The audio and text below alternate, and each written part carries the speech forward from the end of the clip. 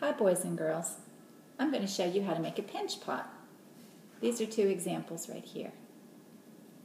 Okay. So first we want to start with a piece of clay about the size of an egg. Here's my egg here. It should fit snugly in the center of your hand. Not too big.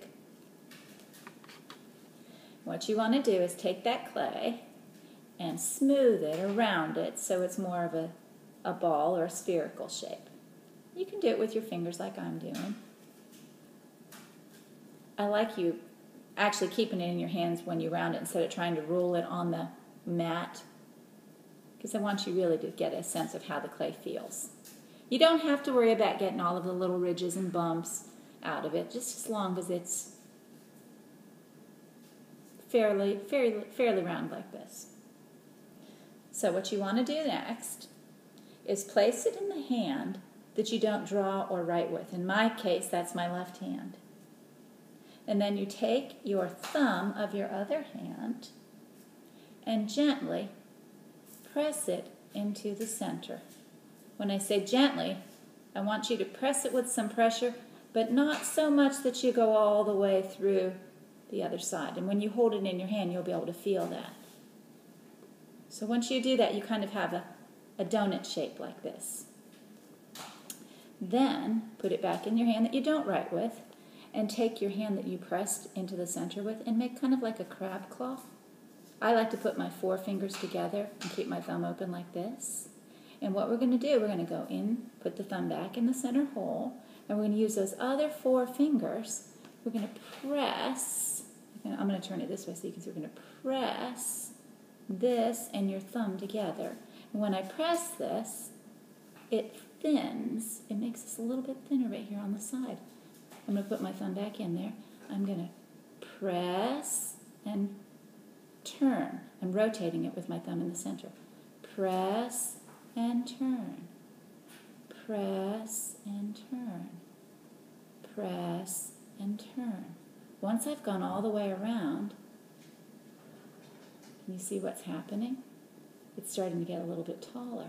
I can go back and I can feel around the bottom with my hand. Again, my thumb's in the middle, trying to make sure there's no little bumps down there at the bottom where I started. I've thinned out this whole bottom section here. Then I'm going to take my thumb and I'm going to put it in the middle of the little pot that I'm starting to make. Take my claw fingers again, and I'm going to press them on the side. Press, turn, press, turn, press, turn, press, turn. I like to go slow because you get a little bit more control. Now the pot's getting bigger. And notice the edge is still even, pretty even around here. I don't have a really big fat part and a skinny part. That's what will happen if you go nice and slow. You'll keep it even. If you go fast, you can end up with it being a little bit more lopsided. Okay, I'm going to go one more time, and now I'm going to put my thumb right near close to the top edge, but not right at the edge. And I'm going to press and turn, press and turn, press and turn. What I do when I press that clay is I expand it so that little egg shape that I started with, now I've opened it up and I have a nice bowl shape. Okay, and set it down like this. Sometimes you need to put it down on your little clay mat